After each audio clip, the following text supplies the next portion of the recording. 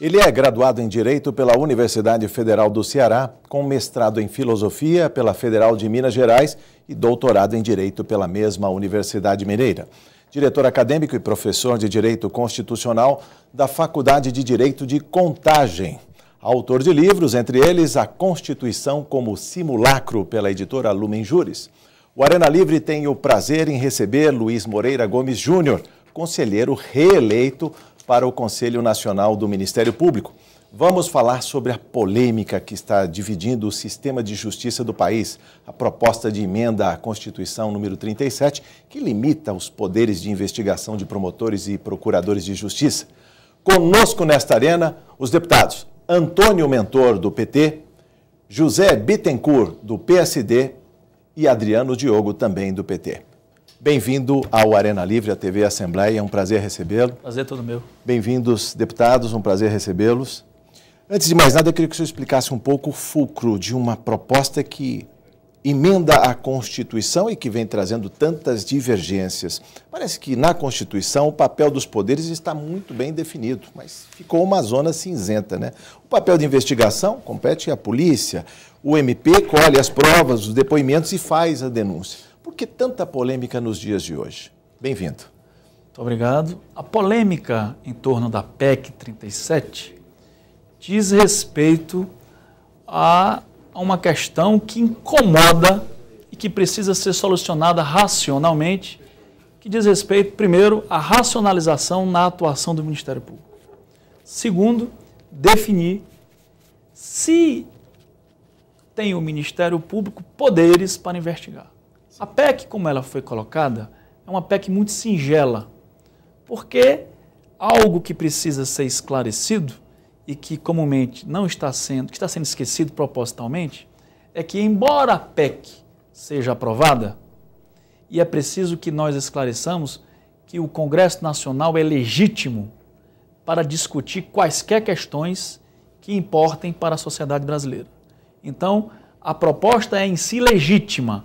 O que precisa ser apurado pelo Congresso Nacional, e acho que oportunamente será apurado, é se convém à sociedade brasileira restringir os poderes do Ministério Público, essa restrição é o modo pelo qual o Ministério Público trata a PEC, ou se trata de racionalizar. O senhor falou e frisou a palavra racionalização. Há muita emoção nesse debate? Muita emoção, os ânimos estão aflorados, e o que importa é que o Congresso, a política, portanto, quem detém mandato, é que tem, portanto, a prerrogativa de colocar a questão com todos os lados. Isto é, na questão da racionalização, se o Congresso Nacional entender por aprovar a PEC, não haverá impunidade no Brasil, porque restará ao Ministério Público a tarefa de controlar a atividade policial, que se chama tecnicamente de controle externo da atividade policial. Sim. Deputado Antônio Mentor, bem-vindo ao Arena Livre, mais uma vez.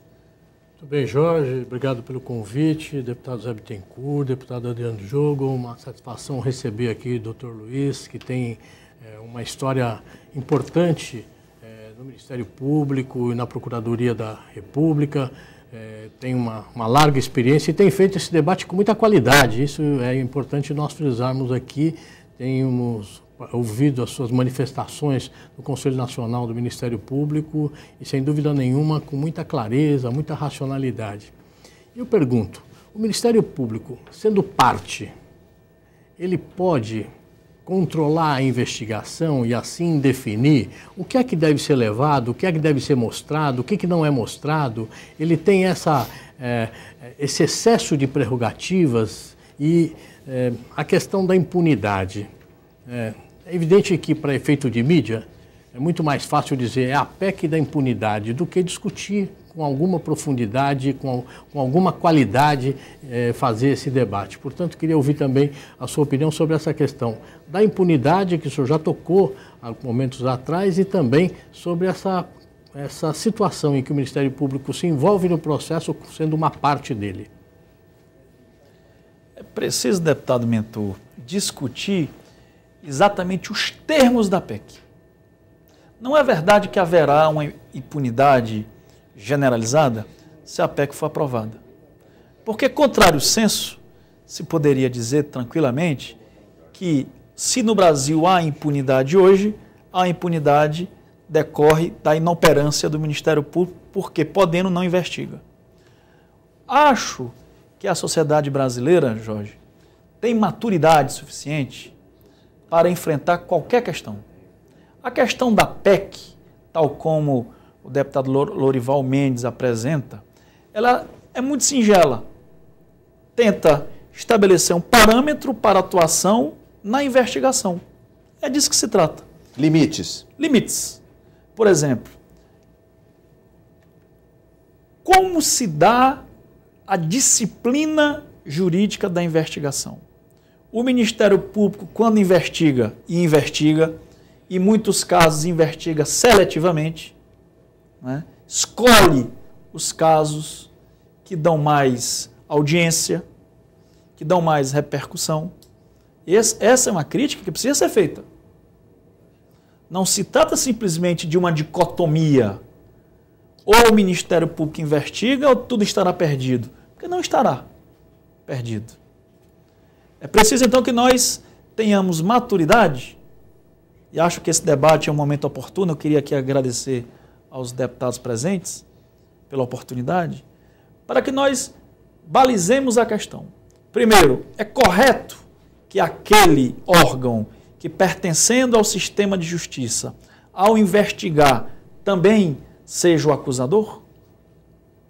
Como ficam as garantias fundamentais diante dessa questão? Segundo problema, mesmo o Ministério Público se admitindo que seja legítima a atuação do Ministério Público, não é necessário para a racionalização da investigação que se estabeleça um prazo para a investigação? Que se estabeleça a abrangência da investigação? E mais, quando o membro do Ministério Público se passa como investigador, ele conserva as prerrogativas de membro do Ministério Público? São essas questões subjacentes que precisam ser examinadas, porque não é admissível, não é possível que nós façamos uma redução do debate, deputado Mentor, a uma questão de dizer ou é impunidade ou é legalidade. A sociedade brasileira não admite mais que um tema tão importante, ou temas importantes, caros às liberdades, sejam interditados. Deputado Adriano Diogo, bem-vindo ao Arena Livre. Cumprimento a senhora por aceitar o convite para discutir a judicialização da política nesta TV Assembleia. Doutor Luiz, o senhor está fazendo o lançamento de um novo livro aqui em São Paulo, que é exatamente a judicialização da política. Doutor, por que nos últimos tempos os políticos têm sido tão maltratados? Por que a política tem sido tão criminalizada? Por que o valor do voto, o valor das urnas, está sendo anulado? Por que foi feito tanto sacrifício para obter a democracia e agora a democracia está totalmente na barra dos tribunais? Para se fazer uma eleição, para participar de uma eleição tem que ter um advogado para fazer prestação de contas. Enfim, o que está acontecendo? A democracia não deu certo, a democracia não dá certo, ou ela vai ser feita toda a partir das pessoas que são concursadas? Deputado Adriano Diogo, essa é uma questão importantíssima, porque me parece que a democracia no Brasil é um projeto inacabado. Reparem que o mesmo processo de criminalização da política que nós temos hoje, nós tivemos quando, na ditadura militar, se estabeleceu justificativas para dar o golpe. Então, se há algo comum entre o período que vivemos e o período pré-ditatorial, é o achincalhamento da política. O que resulta, que advém de um profundo desrespeito à soberania popular. Porque eu lembro aqui, Jorge, que no Brasil, até a década de 30 do século passado, portanto até o primeiro governo Vargas, nós, os brasileiros, por sermos miscigenados, éramos tidos como tarados. Havia um discurso corrente, tanto na antropologia como no direito, que dizia que nós, brasileiros, éramos menos do que europeus, sim, do que norte-americanos, porque miscigenados detínhamos uma espécie de tara. Esta é a raiz que fragiliza a soberania popular. Miscigenação e eugenia. Exatamente. Porque nós temos essa chaga que advém da nossa miscigenação, o brasileiro vale tão pouco. Porque quando nós atacamos a democracia, quando nós dizemos que o voto não vale nada ou vale muito pouco, nós estamos, em última instância, a atacar o cidadão brasileiro, o seu João, a Dona Maria, que resolvem, por conveniência própria, pessoal, como todos nós fazemos, votar em alguém, escolher um candidato, escolher um partido, escolher um projeto político. E a judicialização da política representa esse impedimento da vontade do cidadão, do seu João e da Dona Maria, que nunca foram considerados como pessoas capazes de manifestar vontade. É disso que se trata, deputado Adriano Diogo. Por isso que a democracia entre nós sempre teve tão pouca importância. Deputado José Bittencourt, bem-vindo ao Arena Livre. Obrigado, Jorge. Cumprimento o doutor Luiz, Adriano Diogo, que eu quero ressaltar aqui, está fazendo um excelente trabalho na condução da Comissão da Verdade aqui em São Paulo, analisando questões que estavam debaixo do tapete em relação àquele período tão tenebroso da ditadura, pelo menos aqui no estado de São Paulo. O deputado Antônio Mentor, um ilustre quadro que nós temos aqui na Assembleia Legislativa de São Paulo. Doutor Luiz, bem-vindo, parabéns pela sua postura, pelas primeiras manifestações. A gente percebe que o senhor talvez seja de uma ala liberal do Ministério Público aqui do país. Eu digo liberal no sentido positivo, não é?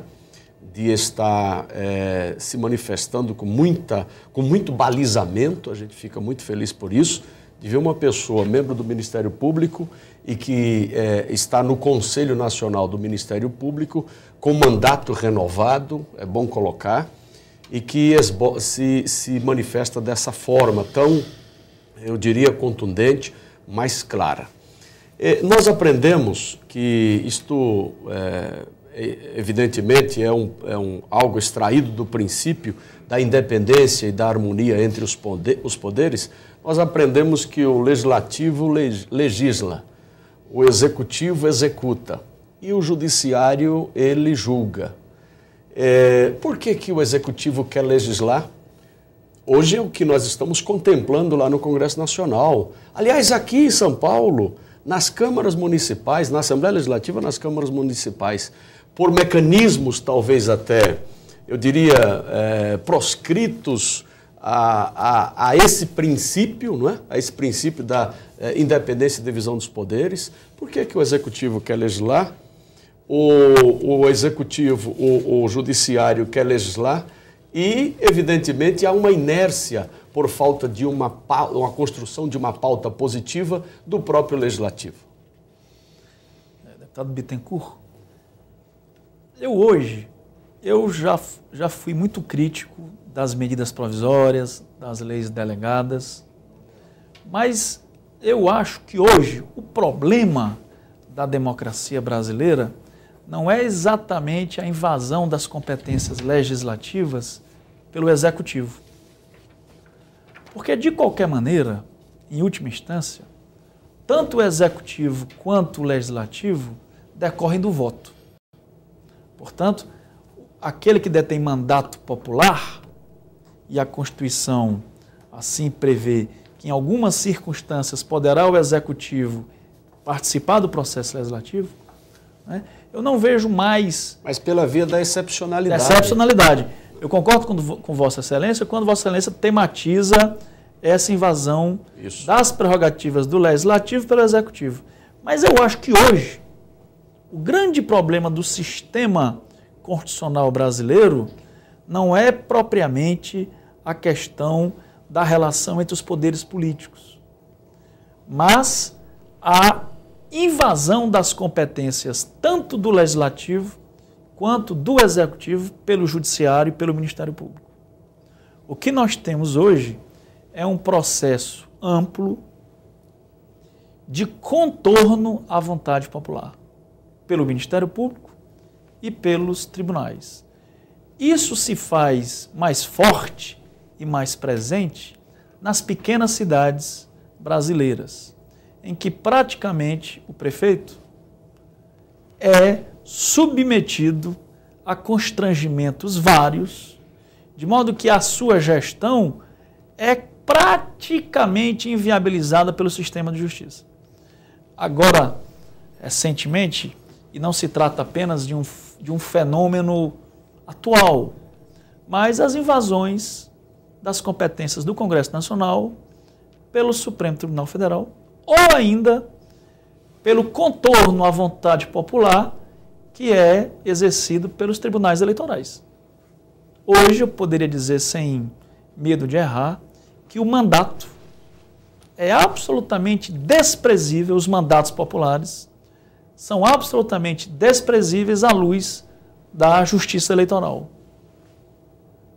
Eu acho isso... O senhor fala desprezível quando... Porque são caçados. Exatamente, é isso que eu ia dizer. Quando uma Câmara julgadora, ou até mesmo por uma decisão monocrática de um colegiado, isto é, o relator sorteado, o designado, ele avoca para si a prerrogativa de repente, numa decisão monocrática, suspender, caçar, etc., o mandato popular. Nesse sentido? Nesse sentido, porque deputado Bittencourt, o que eu acho que precisa, já passou do tempo de que nós estabeleçamos uma discussão nacional, é qual é o valor dos mandatos. Porque os tribunais eleitorais no Brasil, a justiça eleitoral, ela se estabeleceu para caçar mandatos. Seriam tribunais das inelegibilidades. Hoje, repara bem... Desculpe, eu quero até pedir perdão aqui ao meu colega, o debate está legal, a doutora Adriano, Diogo, o doutor Antônio Mentor, mas não existe balizamento na lei mostrando as condições de elegibilidade uma súmula vinculante lá do candidato do Superior Tribunal Eleitoral. Se esse candidato não preenche essas condições, há regramento para o processo eleitoral. E se o tribunal interpreta, ele está excedendo, está dando contorno, como o senhor utilizou, da vontade popular, que é soberana, evidentemente? Mas o problema é o poder normativo da justiça eleitoral. Porque na omissão do legislativo. Mas, de qualquer maneira, ninguém concedeu ao Tribunal Eleitoral poderes tais para definir que regras valem em cada eleição, concordo, para caçar mandatos e para organizar as eleições. Eu queria, Jorge, fazer aqui uma rápida intervenção, porque, evidentemente, que tudo isso corresponde a um tema fundamental na vida da sociedade, que se define por uma única palavra: democracia. Sim. Nós lutamos muito para que nós pudéssemos chegar a esse momento. E há um estabelecimento de um período muito duro para todos nós, que foi enfrentar o regime autoritário, a ditadura militar, e conquistar esse pequeno espaço democrático que nós temos hoje, porque eu concordo, doutor Luiz, é um processo inacabado a democracia brasileira. Mas há um momento, doutor Luiz, em que as coisas mudaram de rumo nesse país. É o ano de 2002. Nós tínhamos até 2002, deputado Bittencourt, um governo que se gabava de ter estabilizado a economia, mas que não distribuía renda. Um governo que dizia que tinha estabelecido novas normas para a relação social, mas não dava oportunidade para que as pessoas pudessem se manifestar. De lá para cá, nós estamos vivendo um outro momento. um momento da democracia, de avanço e aprofundamento da democracia, que não satisfaz alguns setores da nossa sociedade. Quando a gente fala que esse governo incluiu 40 milhões de brasileiros que viviam abaixo da linha da pobreza, quando a gente fala que esse governo gerou 18 milhões e meio de novos empregos com carteira assinada, que ele promoveu programas sociais como Bolsa Família, como ProUni, Luz para Todos, que é de alguma maneira um modo de distribuir renda e de democratizar a riqueza. Porque a democracia não é só o voto. A democracia tem que democratizar a participação popular, democratizar a distribuição da riqueza. E é isso que esse governo... E isso tem feito com que alguns setores da nossa sociedade se levantem em contraposição a essa situação que nós conquistamos hoje, doutor Luiz. Bittencourt, Jorge, meu querido companheiro Adriano Diogo. E esta reação é que acaba trazendo para as manchetes de jornais uma PEC que simplesmente regula a ação do Ministério Público como sendo a PEC da impunidade. Era aí que eu queria chegar. Isso é um rótulo. Né? É o rótulo que está sendo colocado para, na verdade, manifestar uma opinião de um setor ultraconservador da sociedade brasileira, que não se satisfaz com esse modelo que está em curso hoje, que, como eu disse, é um modelo de inclusão social. Então, nós não podemos examinar esta questão sem incluí-la nesse contexto, nessa conjuntura política que nós estamos vivendo hoje. A consideração do Dr. Luiz Moreira para a gente encerrar esse bloco. É preciso consolidar a democracia no Brasil. A democracia no Brasil, portanto, por ser um projeto inacabado, precisa do esforço. Esses esforços que o deputado Mentor se referiu, de incluir aqueles que sequer tinham voz, não eram considerados. É preciso, então, discutir qual é a sociedade que queremos. Ser uma sociedade tutelada pelos tribunais, tutelada pelo Ministério Público, ou se é uma sociedade aberta, em que o cidadão, ao manifestar a sua vontade, é respeitado. Mas é do senso comum, doutor Luiz Moreira, que a democracia, como disse o deputado Antônio Mentor, é um processo e parece que nós estamos no pêndulo, sempre nos excessos. Ou não temos eleição, ou temos eleições demais, como eu já ouvi gente falar que é um excesso, é um luxo ter eleição a cada 2 anos. É bom que se tivesse todo ano ou cada 6 meses, entendeu? Que a população tivesse a oportunidade de estar participando e decidindo escolher, inclusive, cotidianamente. Sua resposta, doutor.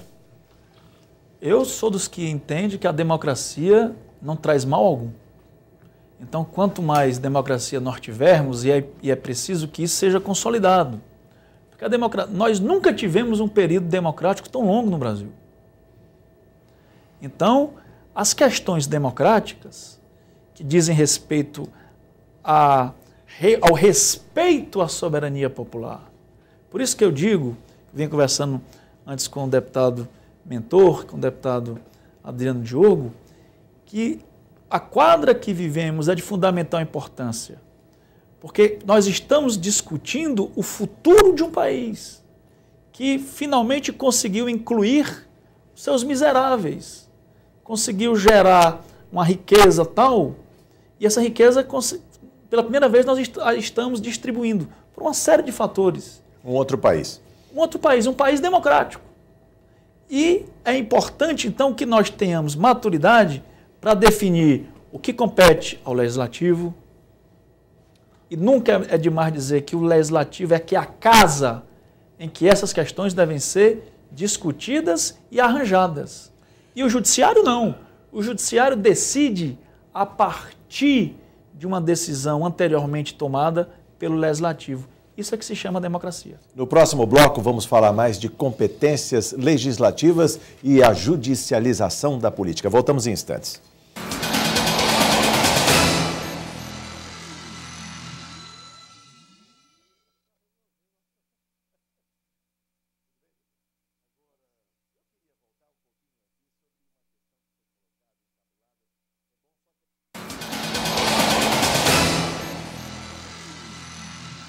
Estamos de volta no Arena Livre, hoje conversando com o Dr. Luiz Moreira Gomes Júnior, que é conselheiro do Conselho Nacional do Ministério Público, e no intervalo falávamos aqui de uma PEC anterior a 37, a PEC 33, que é de maio de 2011, que teve recentemente uma reviravolta, vamos dizer, uma apreciação da parte do Congresso e que mexeu de alguma maneira com os poderes nacionais. Ficou uma intersecção, um sombreamento entre as escolhas dos poderes, as competências. Eu queria que o senhor falasse um pouco sobre a PEC 33. Esta PEC é uma PEC simples. Na verdade, o que a PEC 33, de autoria do deputado Nazareno Fonteles, pretende restabelecer é um equilíbrio que se perturbou com a aprovação da emenda 45, que estabeleceu a súmula vinculante, que vem a significar uma submissão da administração direta e indireta a decisões do Supremo Tribunal Federal. Então, essa celeuma, ela é muito mais de índole política do que jurídica.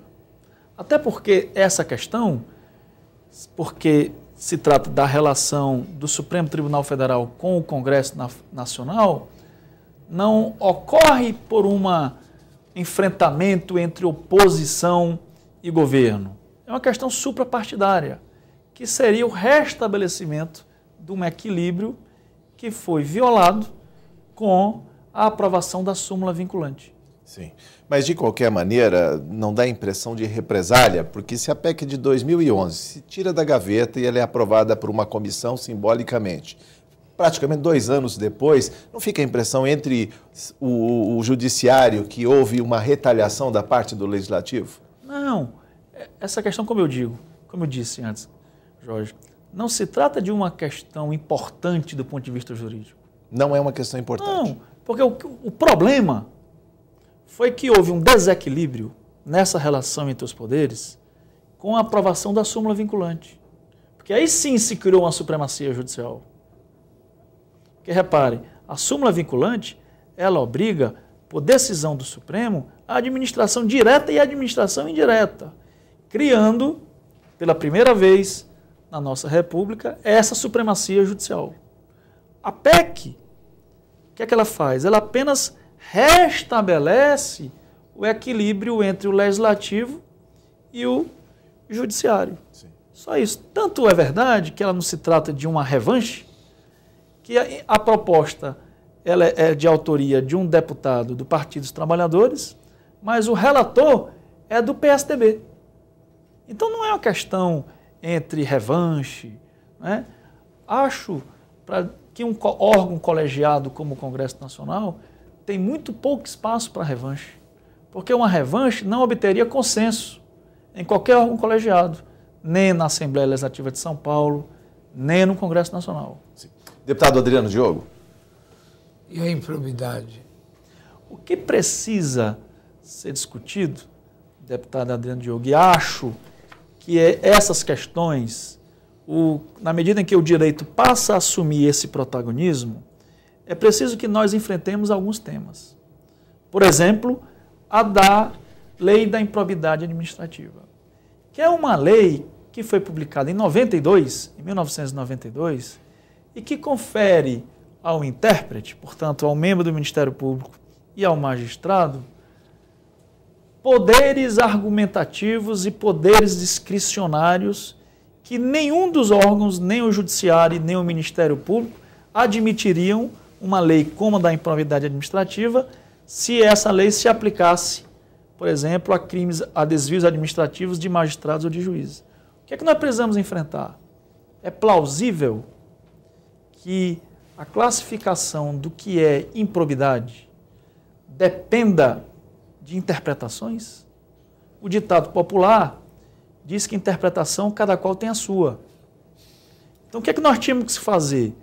Os parlamentos tinham que progredir, nesse caso o Congresso Nacional, e estabelecer uma lei de improbidade em que se definissem os crimes, as improbidades, o que é permitido, o que é proibido. E aí o gestor público, diante dessas vedações, poderia pautar a sua administração tendo em vista tais vedações.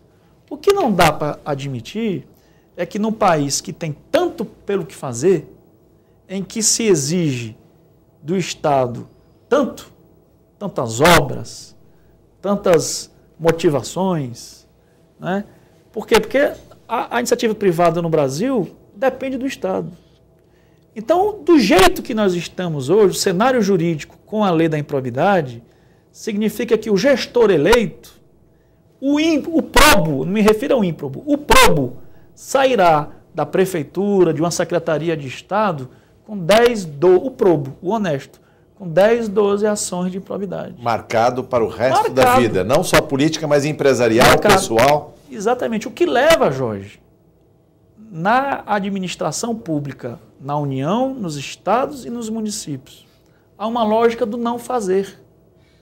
Porque, pelo menos, se a pessoa não fizer nada, repara o que nós estamos dizendo. Então, é aconselhável que o gestor seja incompetente, porque, sendo incompetente, ele não será processado.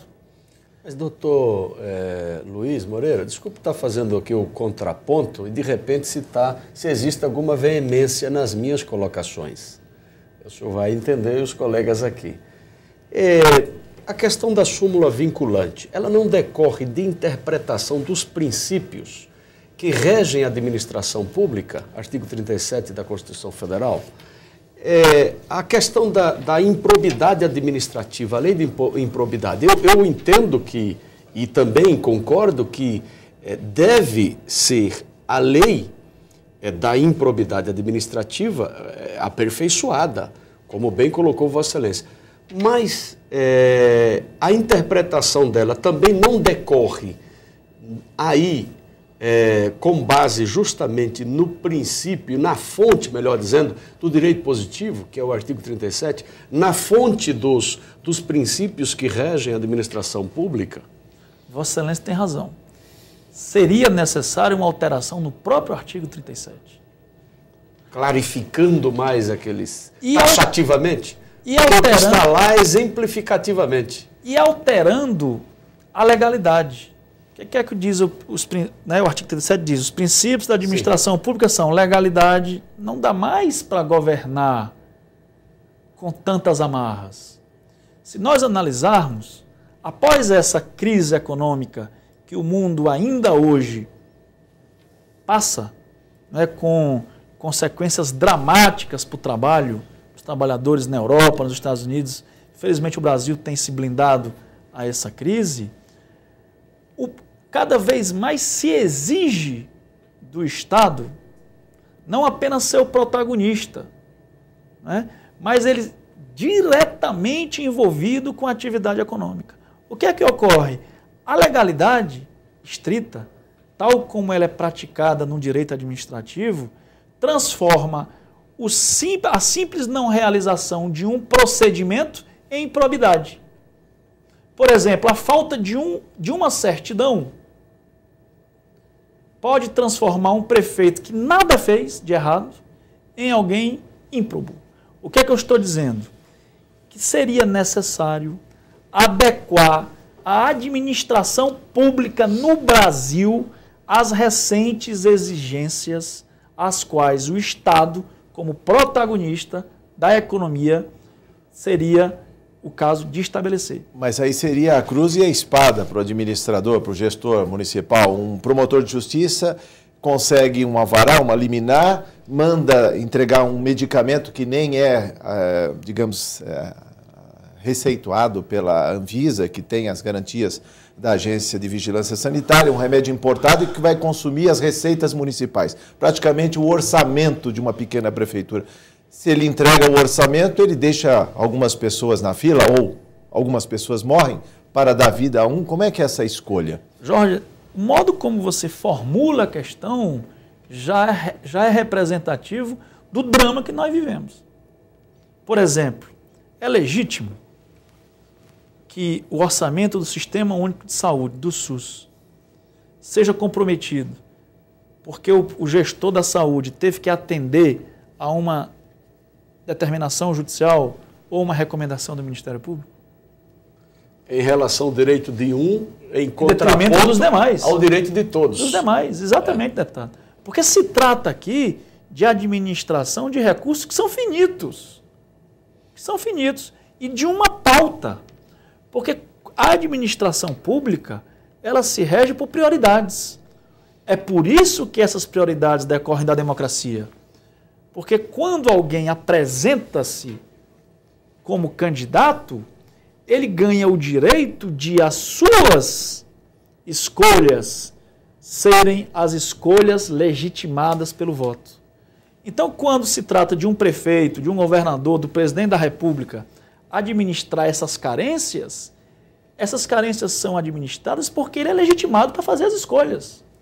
A pergunta é, nós que vivemos sob a democracia, é legítimo que a escolha de um prefeito, a escolha de um governador, a escolha de uma casa legislativa seja trocada ou submetida à escolha de um órgão que não tem voto? No caso que você fala do SUS, esse é um problema gravíssimo. Quais são as prioridades da questão da saúde? São aquelas formuladas pelos especialistas que compõem o quadro do Ministério da Saúde, das secretarias de saúde, ou é alguém que, às vezes, até por uma questão de piedade, resolve piedosamente interferir nesse orçamento? Deputado Antônio Mentor. Eu penso que é um debate maravilhoso, né? Apaixonante, né? É verdade. E que deixa a gente extasiado e ouvir o Dr. Luiz, sem dúvida nenhuma, um privilégio nosso e daqueles que nos assistem aqui. Então, nós já vimos o prefeito pegar a chave e levar ao promotor da cidade. E nós que vivemos, né? Da prefeitura, né? Do político e disputamos eleições e sabemos o quanto é difícil conquistar o voto popular por conta de compromissos que nós assumimos de defesa dessas e dessas bandeiras, quando sentimos a intervenção de uma decisão judicial que nos obriga a tomar essa ou aquela posição, nós nos sentimos agredidos mesmo, né? E eu vejo prefeitos, né, e esse exemplo que o Jorge cita é um exemplo muito especial. Dramático, né? como dramático, disse. porque se de um lado você tem uma vida que depende de um determinado medicamento de alto custo, do outro lado você tem dezenas e dezenas de outras vidas que também dependem da assistência à saúde e ali precisam de medicamentos de uso contínuo, de pequeno valor, mas que são de uso contínuo, que precisam de material para sutura no pronto-socorro, gás e etc., mas todos eles também precisam daquele mesmo dinheiro. É o mesmo dinheiro que pode ser dirigido para cá ou para lá. E aí, quem estabelece a prioridade, do meu ponto de vista, e aí nós estamos de pleno acordo, é aquele que foi eleito para isso. É ele que tem que estabelecer se vai fazer isso ou se vai fazer aquilo e não se submeter a uma decisão do juiz que lá meteu a caneta e decidiu alguma outra coisa. Mas eu queria aproveitar, Jorge, para falar de uma questão que tem sido objeto do nosso debate doméstico aqui na Assembleia Legislativa de São Paulo. Vai ser também amplificada essa discussão, porque é importante para a sociedade a proposta de PEC número 1, que diz respeito também ao Ministério Público no Estado de São Paulo. É uma proposta que transfere para o Procurador-Geral do Estado a responsabilidade de investigar agentes políticos, prefeitos, deputados, secretários, governadores, etc. Hoje nós temos no Estado de São Paulo as mais variadas posições e as mais variadas iniciativas do Ministério Público relativamente a esses episódios. Cidades vizinhas, um promotor de justiça toma uma determinada decisão a respeito de um fato e esse mesmo fato, repetido na outra cidade, não é objeto de nenhuma iniciativa do outro promotor de justiça, o que nos dá a impressão de que ao promotor de justiça é dado o direito do arbítrio. Eu decido o que eu faço aqui ou ali, e na questão da improbidade também são exemplos muito gritantes do que se observa.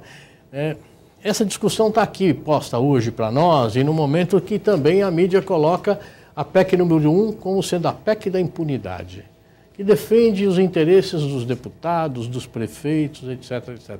Quando, na verdade, do meu ponto de vista, ela transfere para alguém com muito maior responsabilidade, com uma carreira mais longa, com muito mais enraizamento no Ministério Público, essa decisão e depois a indicação de qual será o procurador ou mesmo o promotor de justiça que vai fazer a investigação determinada pelo Procurador-Geral. Queria também colocar isso na nossa mesa aqui, Bittencourt, Adriano, Jorge, especialmente ouvir a sua opinião, doutor Luiz.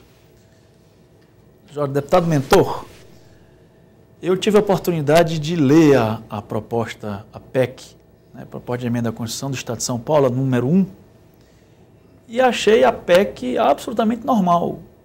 Por quê? Nós vivemos numa federação, Jorge, em que não há supremacia entre os entes federativos. Então, são todos entes da União, são todos entes que compõem a Federação Brasileira, a União, os estados e os municípios. Cada qual na sua competência. Mas, embora tenham as suas respectivas competências, não significa que um ator, a União, seja maior do que o Estado, o mais importante, nem que o Estado seja maior que os municípios. O que é que pretende a PEC número 1? A PEC número 1 pretende dar ao titular de um dos entes da federação, ou seja, os prefeitos, o mesmo tratamento que é dado a um outro titular, que é o governador, que é o titular dos estados. Então, o que é que a PEC faz? A PEC cria um equilíbrio federativo ao dizer que o prefeito, que prefeitos, o governador, secretários, deputados, ou seja, aqueles que compõem a esfera dos poderes, têm foro privilegiado. Não há de se falar em improbidade quando se discute a questão do foro. Por quê? A PEC número 1 não blinda esses agentes públicos de eventuais ações. Ao contrário, ele confere a maior autoridade do Ministério Público ao Procurador-Geral a prerrogativa de processar essas autoridades. Então, são duas questões, deputado Mentor, concordando com a análise de Vossa Excelência. Primeiro, a PEC confere a maior autoridade do Ministério Público tal prerrogativa. E não é de se admitir que o Procurador-Geral tenha menos importância do que um promotor. O que já está na lei orgânica do Ministério Público. Ministério Público. E, em segundo lugar, é conferir uma isonomia entre os entes da federação. Sim, já que o governador, que é titular do Estado, tem tal prerrogativa, esta mesma prerrogativa pode ser estendida ao prefeito, ao município. 5 minutos para encerrar a nossa conversa. Colocações aí. Rapidamente, já emende as suas saudações ao nosso convidado. Já estou emendando, né? Parabéns, obrigado pela presença. Me abeberei dos conhecimentos aqui do doutor Luiz Moreira, né? Tá certo? E do Adriano e do Mentor. Eu vejo duas questões sobre a PEC 001. Eu digo que eu concordo também. PEC 001-2013. Primeiro, não atinge o princípio da autonomia funcional do MP. Não atinge. Não atinge, que isso é fundamental nessa questão. Eu acho que esse argumento é essencial quando estivermos no debate, deputados, seja nas comissões, seja em plenário, esse argumento é fundamental. Não atinge a questão do princípio da autonomia funcional do MP. Segundo, acredito que também aí cumpre o princípio da simetria entre os poderes, entre o sistema legal. O sistema legal. Não só a União, o Estado e o município. Quer dizer, o princípio da simetria é cumprido. Além de outros argumentos extremamente fortes na defesa da PEC 001-2013, que no momento oportuno estaremos nesse debate. Então, obrigado pela presença, doutor Luiz Moreira, parabéns pela sua postura, sua bandeira, e tomara que a democracia inacabada, o Estado democrático e de direito também é um princípio inacabado no país. Evidentemente, se a democracia é inacabada, o Estado Democrático de Direito é inacabado, porque depende de aperfeiçoamento legal. Assunto então, parabéns, do programa também. É verdade. Parabéns parabéns pelo livro A Judicialização da Política. Posso fazer o comercial dele? Por favor, deputado. A judicialização da política é importante para que todos os agentes políticos, agentes públicos, não é, pudessem ler esse livro. Deputado Adriano Diogo, sua saudação ao nosso convidado. Luiz, quero, como um simples geólogo que sou, né? Então não tive formação das letras jurídicas, tenho a maior admiração por senhor. Queria perguntar, nós estamos numa antessala de um golpe, não um golpe civil-militar, mas um golpe de outra natureza, ou o Brasil tende a ver esse engessamento da atividade política através dessa coerção? O senhor pode responder nas suas considerações finais. Já passo a saudação ao deputado Antônio Mentor. Apenas para de novo agradecer a presença do Dr. Luiz Moreira aqui entre nós, a nossa bancada aqui, o deputado Bittencourt, o deputado Adriano, que sempre trazem importantes manifestações. Agradecer ao Jorge pelo convite e dizer que, do meu ponto de vista, a sociedade ela está sempre em movimento, ela está sempre se modificando e a democracia precisa de aperfeiçoamentos continuados também. Eu penso que é esse processo que o Brasil experimenta hoje. E, me adiantando um pouco, só para dar uma opinião, eu penso que hoje nós vivemos um estado em que a sociedade e a democracia está tão enraizada e tão fortalecida, até pelo tempo, no maior período democrático que esse país já experimentou, que dificilmente nós vamos ter aí qualquer manifestação esdrúxula de qualquer setor da sociedade visando que esse período magnífico tenha fim.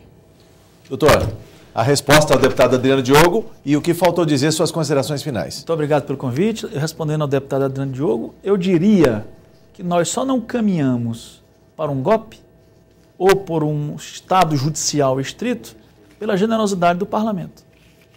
É o parlamento brasileiro que não confronta. Ele prefere recuar para discutir o tema e chegar a uma conclusão consensual e madura. É preciso que nós saudemos a maturidade dos parlamentos no Brasil. Essas situações de confronto são enfrentados com bastante sabedoria pelo Congresso Nacional, pelas Assembleias Legislativas, pelas câmaras municipais. Queria agradecer, Jorge, o convite. Queria agradecer aqui a honrosa presença do deputado Mentor, deputado Adriano, deputado Bittencourt, que para mim são mandatários dos paulistas e paulistanos, e é com muita honra que eu estabeleço aqui esse diálogo. Chegamos ao final, mas você também participa com críticas, sugestões ou comentários pelo endereço eletrônico arenalivre@al.sp.gov.br. Doutor Luiz Moreira, muito obrigado por seus esclarecimentos, sua entrevista. Volte sempre e traga mais assuntos sobre a judicialização da política, sobre as competências dos parlamentos e também a união entre os poderes. Muito obrigado. Obrigado à presença dos deputados, muito obrigado por sua audiência. Até o próximo Arena Livre. Eu espero você.